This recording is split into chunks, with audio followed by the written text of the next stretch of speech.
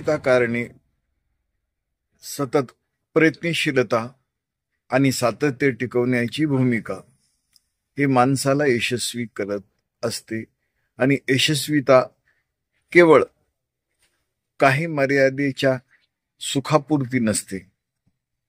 सतत प्रयत्न, अथक नकळत काळाबरोबर आणि काळाला वंदन करू आपण सतत सातत्य टिकवलं. यश कमी अधिक मिळालं तरी हुरळून जायचं नसतं. नाहीतर हुरळून गेलं की ताठातोरा हा कदाचित वाढतो, मी पण वाढते आणि पुन्हा म्हणतात पहिला कसा होता आता आहे कसा, आता तो विचारत नाही. बरोबर. म्हणजे धनाबरोबर माणसाचं मन बदलू नये, यालाच स्थैर्य लक्ष्मी म्हणतात. स्थिरता ही स्वतःच्या बुद्धीचा सागर हा विस्तीर्ण ठेवणं, आवाका कमी नाही ठेवणं. आपण म्हणलं बस झालं, पुरे, कुठवर, तर मन म्हणतं आता थांबू. मग थांबलेलं मन विकसित असतं का? अजिबात नाही. त्यासाठी प्रयत्न हे अथक अविश्रांत हे चालू ठेवलेले बरे. यशस्वी माणसाला अनेक संकल्प सतत डोळ्यासमोर असतात आणि त्यातून तो जीवन मार्गक्रमण करीत असतो. हे तर खरं वैशिष्ट्य आहे. सर्वांना खरंच साध्य होतही, पण कधी कधी माणसं अर्धवट ठेवतात. नाही मला जमलं, माझ्या नशिबात नाही. नशिबाला दोष देणं आणि उद्विग्न मनस्थितीमध्ये प्रयत्न सोडून देणं हे बरोबर नाही. हे मला तरी पटत नाही. यश मिळत राहतं, जीवनक्रम चलत राहतो. अन्न, पाणी, वस्त्र, निवारा, सामान्य गरजा, या सर्वसामान्य माणसाच्या गरजा खरंच भगवंत देत असतो.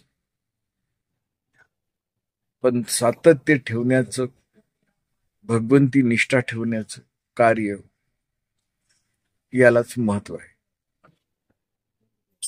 काही मिळवण्यासाठी मार्केटमॅन व्हावं लागतं आणि जो आपला छंद आहे, जे अध्यात्म आहे, जिथं आपल्याला आपल्या मनाशी हितगुज साधता येतं, ती एक महान ऊर्जा आहे. अर्थकरण हे वस्तू विक्रीतून होतच, त्यावर प्रपंच चालतो, सुख साधना मिळते. पण ते सुख जड असतं, जडत्व ठेवतं.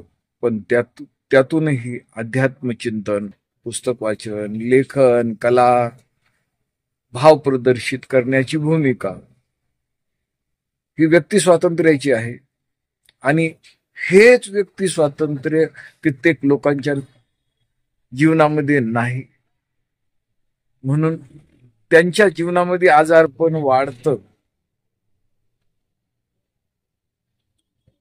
आणि आजारपण वाढलं की त्यांचं बोलणं कमी होतं, मानसिक त्रास वाढतो, अशी मनस्थिती बिकट होते. कारण ते पहिल्यांदा नशिबाला दोष देतात, काळाला दोष देतात, व्यक्तिमोहात आंधळे झालेले असतात. मग प्रत्येक ठिकाणी त्यांची खच्चीकरण होतं. सुखाची भाषा त्यांची अपेक्षा असते, मोह असतो आणि मोहाचं चिंतन श्रीमद भगवद्गीतेमध्ये खूप छान केलेलं आहे. मोहाला भ्रमाचं आणि पुष्पाचं वर्णन सांगितलेलं आहे. भ्रमर गुंफिले सुमन कलिके, भुंगा घुंग घुंग घुंग करतो आणि कमळामध्ये अडकतो आणि त्याचा जीव गुदमरतो आणि तो गतप्राण. तसे हे संसार आहे. पाहायला गेलं तर सुख अनेक क्षेत्रामध्ये आहे आणि ते समाधान आहे. धन्यवाद. आज बरंच बोलावं असं वाटतं, पण थोडं टाइम मर्यादा, तुम्हाला कंटाळवाण वाटू नये आणि बरं वाटावं एवढंच.